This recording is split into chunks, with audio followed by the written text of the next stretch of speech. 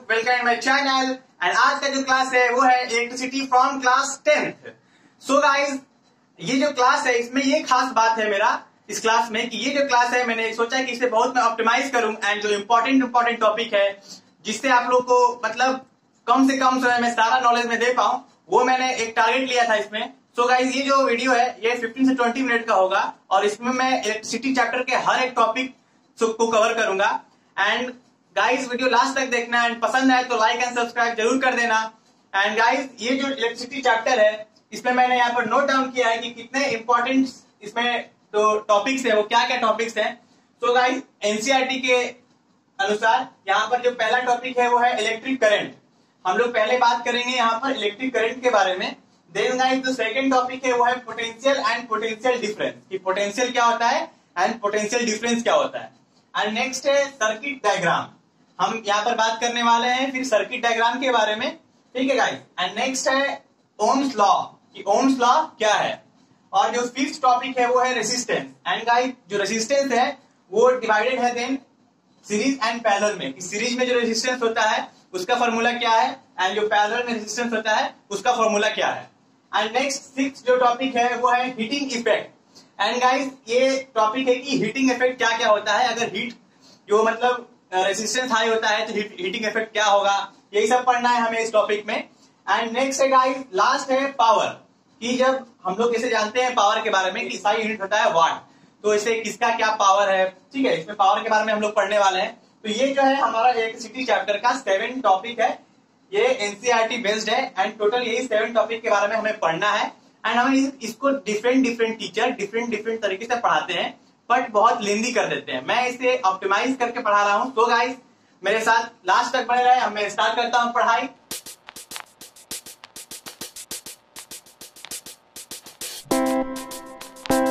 So guys, जो हमारा पहला टॉपिक है वो है इलेक्ट्रिक करंट। तो हम लोग इलेक्ट्रिक करंट की ओर बढ़ने से पहले करंट की ओर बढ़ेंगे, ठीक है, कि करंट क्या होता है। तो आप लोग करंट का नाम बचपन से सुनते होंगे कि करंट करंट करंट आया, करंट कट गया, ठीक है। तो करंट का मतलब क्या है, तो करंट का मतलब है फ्लो ऑफ चार्ज, मतलब चार्ज का फ्लो होना। और चार्ज मतलब क्या होता है, यह है ई मतलब इलेक्ट्रॉन, मतलब करंट का मतलब है फ्लो ऑफ चार्ज, चार्ज का फ्लो होना या फ्लो ऑफ इलेक्ट्रॉन। चार्ज को इलेक्ट्रॉन भी बोलते हैं हम लोग। तो करंट का मतलब क्या हुआ, आप लोग समझ गए होंगे। अब करंट का मतलब होता है फ्लो। मान लीजिए कि ये क्या है, इलेक्ट्रॉन है, ठीक है, इसका फ्लो क्या हुआ, करंट हुआ, ठीक है। तो ये हो गया करंट, फ्लो ऑफ चार्ज, ठीक है गाइस। एंड हम अब चलते हैं इलेक्ट्रिक करंट की ओर, ठीक है। अब बताओ इलेक्ट्रिक करंट क्या होता है। अब हमने करंट तो पढ़ लिया, अब इलेक्ट्रिक करंट। तो इलेक्ट्रिक करंट कुछ दूसरा नहीं है, वही चीज है sir, flow of electron, flow of electron, but कहां, थ्रू ए वायर या थ्रू ए कंडक्टर। अगर एक वायर है, मान लो कि ये वायर है, इसमें इलेक्ट्रॉन फ्लो कर रहा है, तो क्या हो गया, इलेक्ट्रिक करंट हो गया, ठीक है। तो डिफिनेशन की ओर चलते हैं। It is flow of particle. और पार्टिकल क्या है, पार्टिकल कोई बड़ी चीज नहीं है, पार्टिकल इलेक्ट्रॉन है सर जी, इलेक्ट्रॉन। तो flow of electron through wire and component, किसी भी वायर या कोई भी कंपोनेंट ले लो, ठीक है, उसके थ्रू जो इलेक्ट्रॉन फ्लो करता है, ठीक है, तो वो क्या होता है, इलेक्ट्रिक करंट होता है, ठीक है, इलेक्ट्रिक करंट। अब हम कहां आगे बढ़ेंगे, हम लोग कहां आगे बढ़ेंगे, ज्यादा आगे नहीं, बस इलेक्ट्रिक करंट को हम लोग कैसे डिनोट करते हैं, ठीक है। तो हम लोग इसको आई से रिप्रेजेंट करते हैं, इलेक्ट्रिक करंट को हम लोग आई से रिप्रेजेंट करते हैं। जैसे विराट कोहली को हम लोग चीकू से रिप्रेजेंट करते हैं, ठीक है, शॉर्ट फॉर्म। तो वैसे ही इसका सिंबल इलेक्ट्रिक करंट को हम लोग कैसे रिप्रेजेंट करते हैं, आई से। तो इलेक्ट्रिक करंट को हम लोग Q/T लिखे हैं। बच्चों घबराइए मत, ये Q/T कोई पहाड़ नहीं है। Q/T क्या है, Q हम लोग किसको बोलते हैं, चार्ज को बोलते हैं। सर जी ये Q क्या है, चार्ज है, और T क्या है, टाइम। तो ये क्या है, electric current I equal to flow of charge per unit time. मतलब हम लोग तो डेफिनेशन में पढ़े हैं कि flow of charge is known as current, ठीक है। तो वही चीज है I, flow of charge per unit time, हर सेकंड कितना चार्ज फ्लो होता है उसी को लिखा गया है Q अपॉन टी। तो ये क्या हो गया, इसका फॉर्मूला बन गया। ठीक है सर जी, ये आई का फॉर्मूला है इलेक्ट्रिक करंट का Q upon T. And next हम लोग चलते हैं टाइप्स ऑफ चार्जेस। ठीक है, कि चार्जेस के कितने टाइप्स होते हैं। तो चार्जेस के टाइप्स कह दो या चार्जेस के कितने बच्चे होते हैं। तो चार्जेस के दो बेटे हैं, पहला पॉजिटिव एंड दूसरा निगेटिव। एक है पॉजिटिव एंड एक है निगेटिव। जैसे आप लोग के भी मम्मी पापा के किसी के 2 बच्चे होंगे, किसी के 3 बच्चे होंगे। तो 2 बच्चे हैं किसी के, तो हर में एक प्रॉपर्टी नहीं होता है, कोई अच्छा है कोई बुरा है, कोई पढ़ने में तेज है कोई खेलने में तेज है। वैसे ही जो हमारे चार्ज हैं इनके 2 बच्चे हैं, पॉजिटिव एंड निगेटिव। तो जो पॉजिटिव है, ठीक है, वो पॉजिटिव है, और जो निगेटिव है वो निगेटिव है। मतलब ऐसा नहीं है कि खराब है। तो अब ये पॉजिटिव एंड निगेटिव के कुछ प्रॉपर्टीज होते हैं। ठीक है, एंड प्रॉपर्टीज क्या क्या है। तो पहला प्रॉपर्टीज है लाइक चार्जेस। ठीक है, मतलब लाइक चार्जेस क्या क्या हो गए। अगर 2 चार्ज है, पॉजिटिव पॉजिटिव या निगेटिव निगेटिव, ठीक है, तो ये क्या हुए, ये हुए लाइक चार्जेस। ये एक दूसरे को क्या करेंगे। अगर मान लो कि 2 लोग हो, आप लोग भाई भाई और या भाई बहन, और दोनों बहुत ईगो में रहते हो। ठीक है, दोनों के विचार एक जैसे हैं, तो आप लोग में लड़ाई होते रहेगा। ठीक है, आप लोग एक पास कभी नहीं रह सकते हो। वही यहां भी थ्योरम लगा दीजिए, आप लोग दोनों सेम है तो दोनों एक दूसरे को धक्का मारेगा, यानी क्या करेगा, रिपेल करेगा। ठीक है सर। एंड नेक्स्ट है अनलाइक चार्जेस।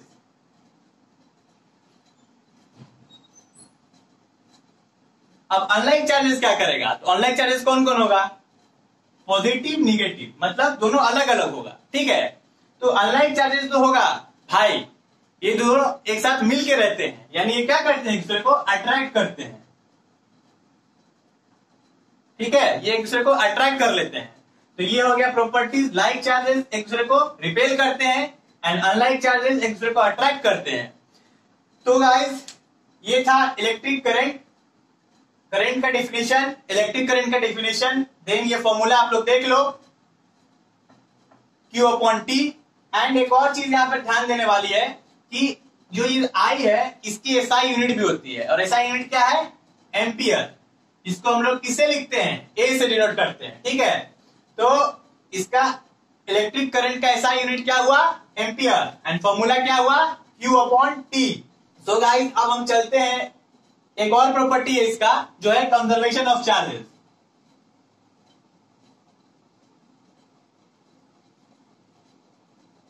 एंड मैं कंजर्वेशन ऑफ चार्जेस के बारे में आपको एक्सप्लेन कर देता हूं। यहां पर इसकी डेफिनेशन मुझे लिखनी पड़ेगी, नहीं तो कितने बच्चे कंफ्यूज हो जाएंगे कि सर जी क्या बोल के निकल गए। तो कंजर्वेशन ऑफ चार्ज का डेफिनेशन ये है,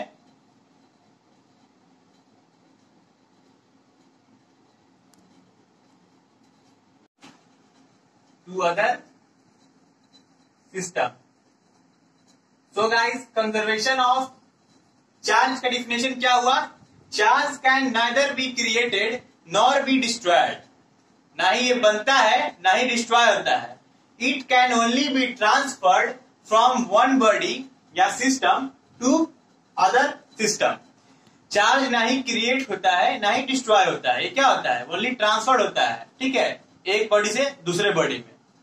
तो इसके लिए मैं आपको एग्जांपल के यहाँ पर दिखा दिया कि मान लो कि एक सिस्टम है, ठीक है, ये 10 कूलम इस पे चार्ज है, और इसके बगल में एक और सिस्टम है जो कि चार्ज नहीं है।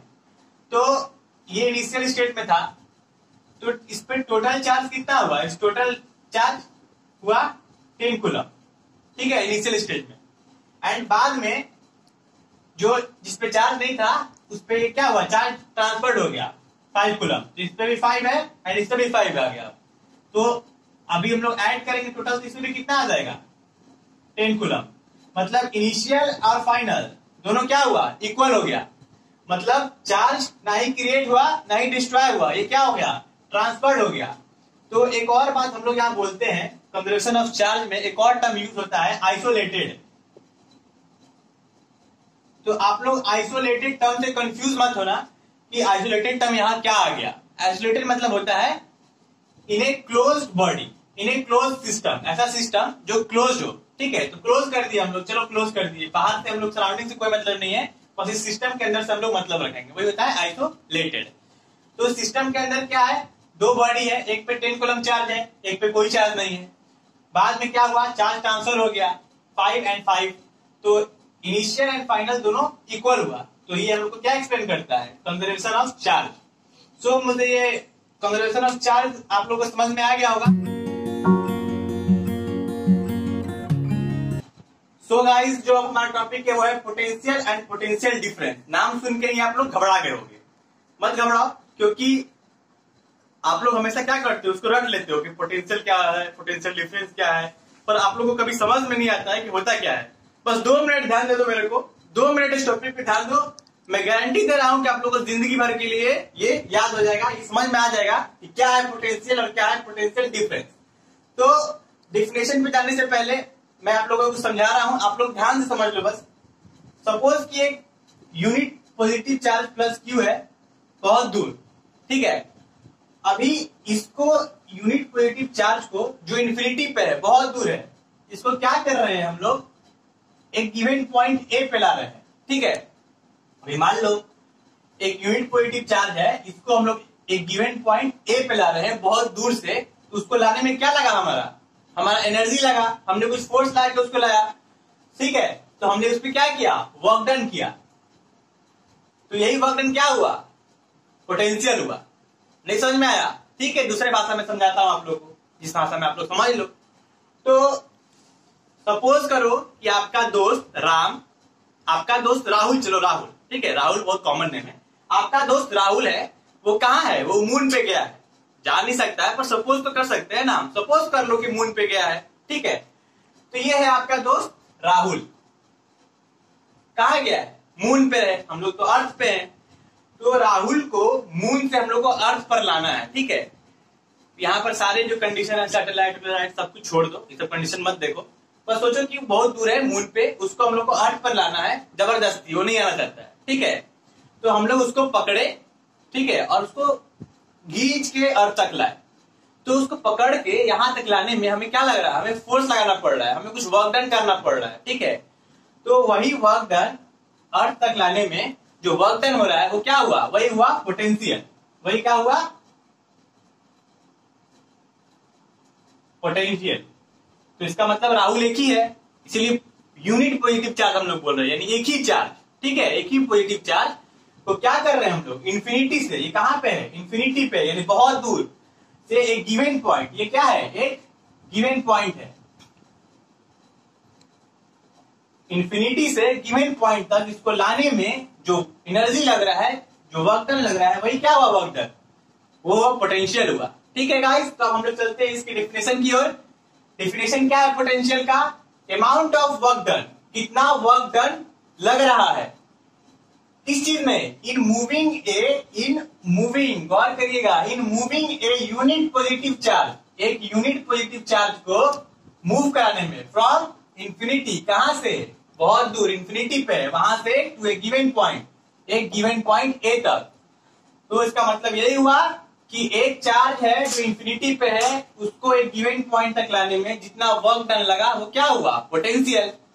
तो पोटेंशियल समझ में आ गया होगा आप लोग को। तो अब आप लोग को पोटेंशियल डिफरेंस समझना है, ठीक है। तो पोटेंशियल डिफरेंस क्या होगा कि एक चार्ज जो ए पे आया है, ठीक है गाइस, ए पे जो आया आपका राहुल जी, ए पे आया है, इनको हम लोग को कहां ले जाना है, प्लस क्यू को, इनको एक दूसरे गिवन पॉइंट बी पे ले जाना है, ठीक है। तो हम लोग इंफिनिटी वाला टर्म यहां भूल जाते हैं कि कहां से आया। अब ए पे है यहाँ पे आपके राहुल जी, ठीक है।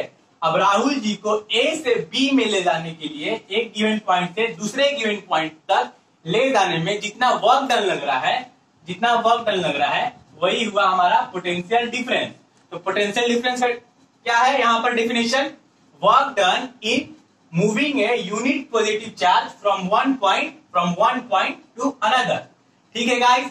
अभी क्या है, हम लोग कुछ फॉर्मूला देखेंगे, पोटेंशियल डिफरेंस को हम लोग V से डिनोट करते हैं, ठीक है। इसका क्या होता है, वर्क डन अपॉन चार्ज, ठीक है। तो ये हो गया इसका फॉर्मूला कि वर्क डन अपॉन चार्ज। अभी ये क्या है, ये है वोल्ट, पोटेंशियल डिफरेंस का ऐसा यूनिट होता है वोल्ट, और इसका फॉर्मूला है 1/4। ये हुआ हमारा पोटेंशियल एंड पोटेंशियल डिफरेंस का पूरा फंडा।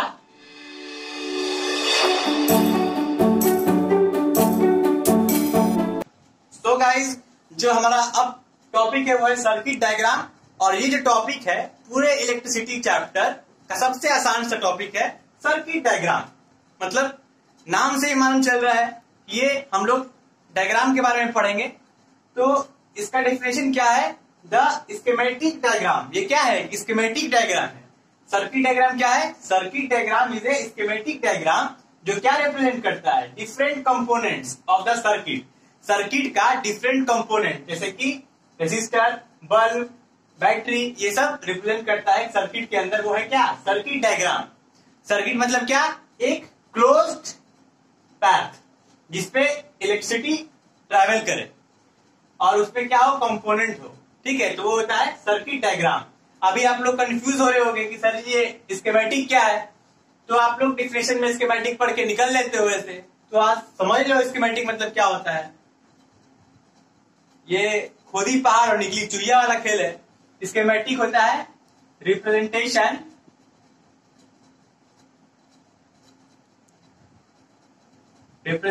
Through graphical symbol. ठीक है सर जी, अब तो आप लोग याद रहेगा ना कि क्या होता है स्कीमेटिक। तो द स्कीमेटिक मतलब रिप्रेजेंटेशन थ्रू ग्राफिकल सिंबल। जैसे कि ये सारे क्या है? कंपोनेंट्स है, इनका ग्राफिकल सिंबल है, लिखा हुआ है यहाँ पर। ठीक है, तो इन सारे के मदद से the schematic diagram represents different component. ये डिफरेंट कंपोनेंट को रिप्रेजेंट करता है ऑफ द सर्किट का। ठीक है, तो अभी आप लोग देख लो इसमें यूज क्या क्या होता है। सेल यूज होता है। सेल मतलब वही बैटरी। ये है पॉजिटिव टर्मिनल, ये है नेगेटिव टर्मिनल।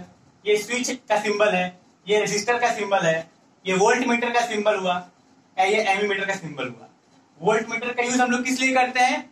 वोल्टेज को नापने के लिए। ठीक है, कि वोल्टेज कितना है। और एमीमीटर का यूज करंट को नापने के लिए, मेजर करने के लिए। ठीक है, तो करंट को मेजर करने के लिए कौन सा इंस्ट्रूमेंट यूज होता है? एमीमीटर। और वोल्टेज को मेजर करने के लिए वोल्ट मीटर। तो ये सारे क्या हुए? कुछ सिंबल हैं। आप लोग के बुक में बहुत सारे सिंबल दिए होंगे, आप लोग देखो, बहुत इजी, इसलिए मैं सारा सिंबल नहीं लिखा। अभी मैं यहाँ पर एक सर्किट बना के दिखा दिया आप लोग को। ये एक सर्किट है, यहाँ पर हम लोग क्या किए? बैटरी और सेल, मतलब एक पॉजिटिव एक नेगेटिव रहता है तो क्या होता है? वो सेल होता है। अब ग्रुप ऑफ सेल, यहाँ पर ग्रुप ऑफ सेल लगा दिए हम लोग। ठीक है, तो क्या हो गया? Battery of cell. एक पॉजिटिव एक नेगेटिव होगा तो एक सेल होगा, और 2-3 सेल लगा देंगे तो क्या बन जाएगा? बैटरी बन जाएगा हमारा। तो ये बैटरी बन गया। अब ये क्या है? सोर्स है, किसका? चार्ज का। यहां से क्या है? करंट निकल रहा है, फ्लो हो रहा है, आई यहां से फ्लो हो रहा है। यहां हम लोग एमीमीटर लगा दिए। एमीमीटर कभी भी सर्किट में लगता है तो कहां लगता है? सीरीज में लगता है। ठीक है, तो ये सीरीज में लगा है एमीमीटर। देन यहाँ बल्ब लगा दिए, ये बल्ब का सिंबल है। एंड यहाँ रजिस्टर लगा दिए। तो ये सारे क्या किया? कंपोनेंट हम लोग लगा दिए। ये स्विच है, अभी क्या हो रहा है? करंट फ्लो हो रहा है यहाँ, ये आई यहाँ फ्लो हो रहा है। तो ये क्या हुआ? स्कीमेटिक रिप्रेजेंटेशन हुआ। किसका? ये कंपोनेंट का इन ए सर्किट। एक सर्किट में सारे कंपोनेंट का स्कीमेटिक रिप्रेजेंटेशन हम लोग किए, तो क्या बन गया? Circuit diagram. तो ये हुआ सर्किट डायग्राम। ये हुआ इसके कुछ सिंबल्स, और सारे सिंबल्स दिए होंगे आपके बुक में, आप लोग बुक से पढ़ लो। एंड बहुत आसान सा टॉपिक है ये, आप लोग को आराम से समझ में आ जाएगा। एंड नेक्स्ट हम चलते हैं अब सबसे इंपॉर्टेंट टॉपिक पे, जो है ओम्स लॉ। बहुत बच्चों का कंफ्यूजन ओम्स लॉ पे ही रहता है, उसके वेरिफिकेशन पे रहता है। तो गाइस ये सारे टॉपिक्स मैं अभी क्लियर कर दूंगा तुरंत। सो गाइस अब हमारा सबसे इंपॉर्टेंट टॉपिक है वो है ओम्स लॉ। पूरे इलेक्ट्रिसिटी चैप्टर का सबसे इंपॉर्टेंट टॉपिक है ओम्स लॉ। इसी पे हम आगे रेजिस्टेंस भी इसी पे बेस्ड है। ठीक है, तो ओम्स लॉ क्या होता है? तो ओम्स लॉ कहां से आ गया? आसमान से तो नहीं आया ना। इसको एक जर्मन फिजिक्स थे, उनका नाम था साइमन।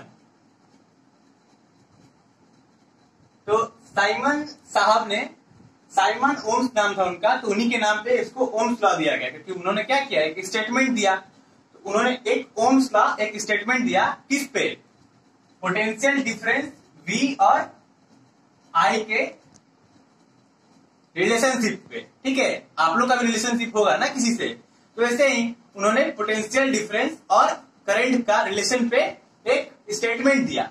और उन्होंने क्या स्टेटमेंट दिया कि जो करंट है वो directly proportional to potential difference. क्या होगा, करंट डायरेक्टली प्रोपोर्शनल होगा पोटेंशियल डिफरेंस के। तो I is directly proportional to V. कब, at constant temperature. Constant temperature पे जो करंट है वो वोल्टेज की क्या होगा, डायरेक्टली प्रोपोर्शनल होगा। अब क्योंकि ऐसा है तो हम लोग अब V directly proportional to I भी लिख सकते हैं, ठीक है। उन्होंने स्टेटमेंट क्या दिया था ये, अब इस स्टेटमेंट से हम लोग ये लाइन भी लिख सकते हैं कि V directly proportional to I। अभी क्या किया हम लोग, प्रोपोर्शनल हटा के यहाँ एक कांस्टेंट लगाए तो V is equal to RI, ठीक है। R क्या है, रेजिस्टेंस कांस्टेंट। तो अभी हम लोग का फॉर्मूला क्या निकला है यहाँ से, V इक्वल टू RI, जिसको हम लोग सिंप्लीफाइड फॉर्म में क्या करते हैं, V इक्वल टू IR। यही क्या है हमारा Ohm's law, V equal to IR, ठीक है गाइस। एंड अब हम चलते हैं यहाँ कि इसमें V क्या है, V है पोटेंशियल डिफरेंस और I क्या है करंट, R क्या है रेसिस्टेंस। अभी यहाँ पर इंपॉर्टेंट फैक्टर ये है कि रेसिस्टेंस किस किस चीज पे डिपेंड करता है, ठीक है। तो रेसिस्टेंस डिपेंड करता है नेचर, किसके नेचर पे, उस सब्सटेंस के नेचर पे, उस कंडक्टर के नेचर पे, कि उसका नेचर क्या है, किस चीज से बना है वो, एंड उसके लेंथ पे, उसका लेंथ कितना है, और उसके क्रॉस सेक्शनल एरिया, कि उस कंडक्टर का क्रॉस सेक्शनल एरिया कितना है, और उसका टेम्परेचर कितना है, ठीक है। तो ये सारे फैक्टर है जिसपे रेजिस्टेंस डिपेंड होता है, ठीक है। अगर लेंथ बढ़ता है तो रेजिस्टेंस बढ़ता है, और अगर क्रॉस सेक्शनल एरिया बढ़ता है तो क्या होता है, रेजिस्टेंस घटता है, ठीक है। तो ये सारे फैक्टर हैं। एंड ये जो ओम्स लॉ है V इक्वल टू IR, इससे हम लोग दो और फॉर्मूला डिराइव कर सकते हैं इसके मदद से कि I equal to V upon R और resistance equal to V upon I, ठीक है गाइस। तो ये हुआ हमारा ओम्स लॉ का पूरा फंडा। सो गाइस आज का क्लास हमारा यहीं पे खत्म होता है ओम्स लॉ पे। एंड आज हमने क्या क्या पढ़ा, electric current, potential, potential difference, circuit diagram and Ohm's law. सबसे इंपॉर्टेंट टॉपिक था आज का potential difference and Ohm's law. I hope कि आप लोगों को अच्छे से समझ में आ गया हो। अगर आज की पढ़ाई में आप लोग को कोई भी डाउट हो तो आप लोग कमेंट सेक्शन में कमेंट कर सकते हैं। आप लोग को कोई भी क्वेश्चन पूछना हो तो आप लोग कमेंट से पूछ सकते हैं क्वेश्चन। एंड कल का जो मैं पढ़ाई होगा, जो इसके बाद नेक्स्ट पढ़ाई होगा, वो होगा रेजिस्टेंस पे एंड पावर पे। एक छोटा सा टॉपिक और बचा है जो है हीटिंग इफेक्ट। तो जो मेरा नेक्स्ट क्लास होगा वो मेनली रेजिस्टेंस पे फोकस्ड होगा कि रेजिस्टेंस एक इंपॉर्टेंट टॉपिक है अभी आप लोग के 10th क्लास का। एंड मैं कुछ न्यूमेरिकल्स दूंगा ओम्स लॉ पे और रेजिस्टेंस पे, तो कल के क्लास उस पे होगा। सो गाइस आज के क्लास हम यहीं पे खत्म करते हैं। Stay home, stay safe and मेरा चैनल देखते रहें। अगर पसंद आया हो, आपको लगा हो कि ये यूजफुल है आपके लिए, तो प्लीज इसे सब्सक्राइब करें, लाइक करें। Take care.